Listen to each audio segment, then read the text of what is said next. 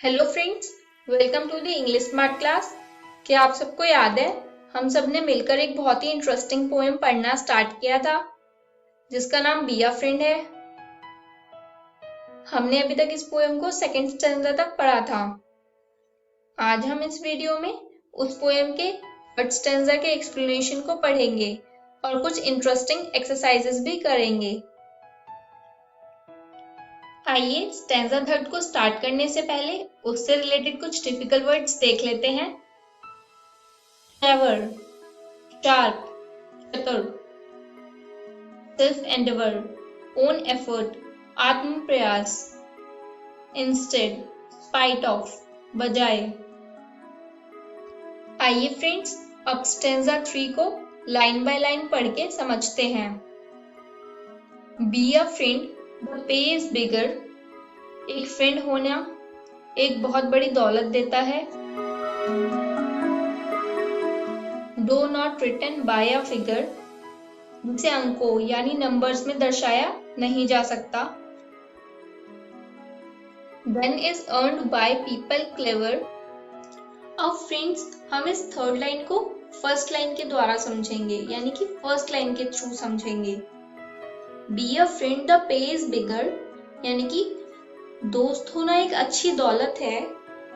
Then is earned by people clever, जो कि अमीर लोग, चालाक लोग होते हैं, उनके धन दौलत से ज्यादा अच्छा ये फ्रेंडशिप का धन होता है, यानी कि दोस्ती का धन होता है।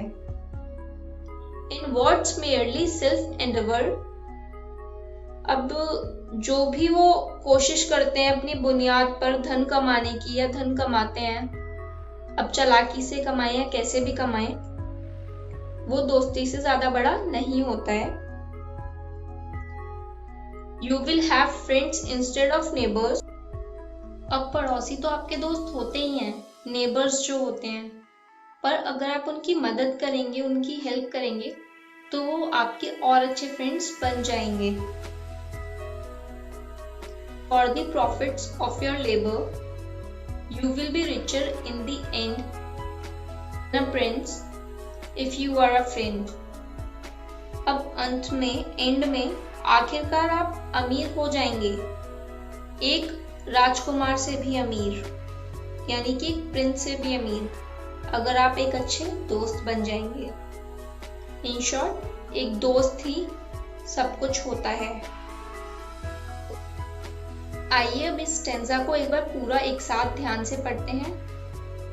B a friend the pay is bigger, though not written by a figure, than is earned by people clever, in words merely self endeavour, you will have friends instead of neighbours, for the profits of your labour, you will be richer in the end than a prince if you are a friend.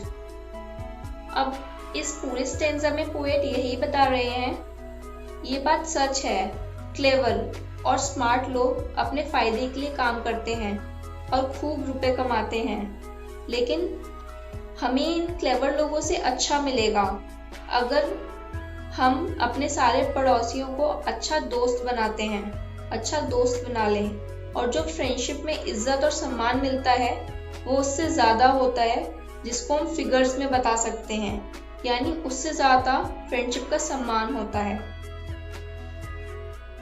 I hope आप सबको ये stanza अच्छे से समझ आया होगा। आइए friends अब पोएम को पूरी पढ़ने के बाद कुछ इंटरेस्टिंग एक्सरसाइजेस कर लेते हैं। हमारी फर्स्ट एक्सरसाइज है find some more words which have different spelling. Friends, 2 type की इंग्लिश होती है, British English and American English. अब हम वो वर्ड्स देखेंगे जिनकी प्रोनाउंसिएशन तो सेम है बट उनकी स्पेलिंग्स डिफरेंट हैं, जो कि ब्रिटिश इंग्लिश में अलग हैं और अमेरिकन इंग्लिश में अलग। आइए देखते हैं। नेबर, ब्रिटिश इंग्लिश में नेबर की स्पेलिंग है NEIGHBOUR, अमेरिकन इंग्लिश में नेबर की स्पेलिंग है NEIGHBOR। देखा आप सबने, ये दोनों वर्ड सेम स्पेल कर रहे हैं, मतलब सेम प्रोनाउंसिएशन है इनकी, नेबर, बट स्पेलिंग में डिफरेंस है। नेक्स्ट वर्ड है behaviour. British English BEHAVIOUR। American English BEHAVIOR। Next word है favourite. British English FAVOURITE। American English FAVORITE। British English programme PROGRAMME। American English PROGRAM program. तो देखा आप सबने, इन सारे वर्ड्स का प्रोनाउंसिएशन तो सेम है बट इनकी जो स्पेलिंग है वो डिफरेंट है। ब्रिटिश इंग्लिश में अलग है और अमेरिकन इंग्लिश में अलग।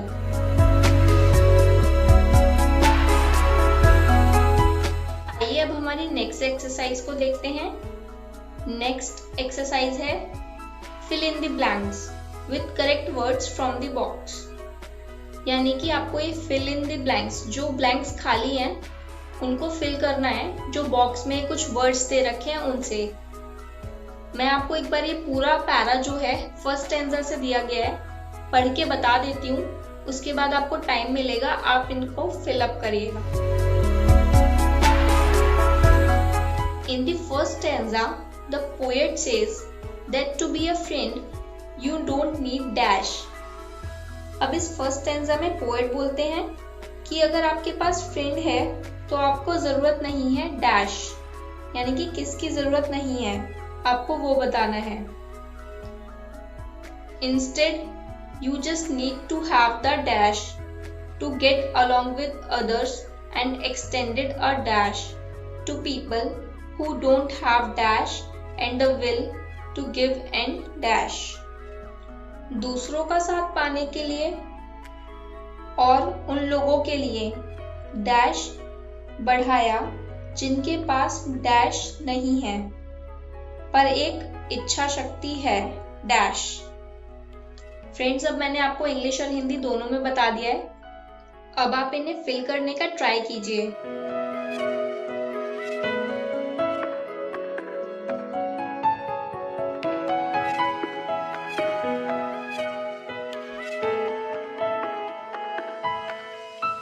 चलिए देखते हैं आपके आंसर्स मेरे आंसर्स से मैच होते हैं या नहीं। अब मैं सही आंसर्स बताती हूँ।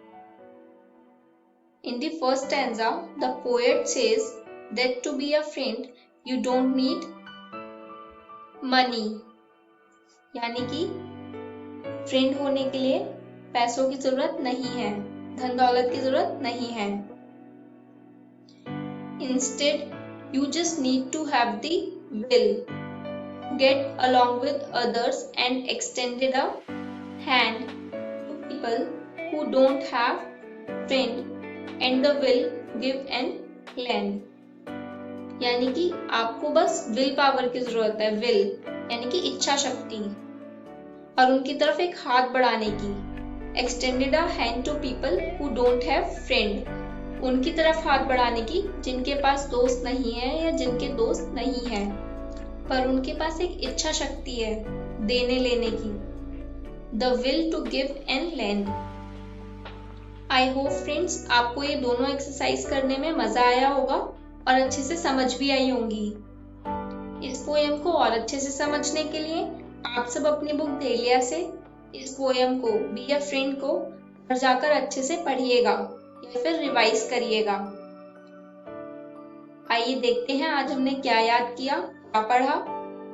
आज हमने फर्स्ट स्टैंजा के एक्सप्लेनेशन को पढ़ा और दो एक्सरसाइजेस भी की। First, British and American English words, जिसमें हमने ब्रिटिश और अमेरिकन इंग्लिश के वर्ड्स को देखा जिनमें उनकी स्पेलिंग्स अलग अलग थी पर प्रोनाउंसिएशन एक ही थी। और सेकंड एक्सरसाइज में हमने फिल इन द ब्लैंक्स किए। अगली वीडियो में हम इस पोएम से रिलेटेड कुछ प्रैक्टिस क्वेश्चंस करेंगे, तो आप सब याद से घर से पढ़ के आइएगा। Thank you.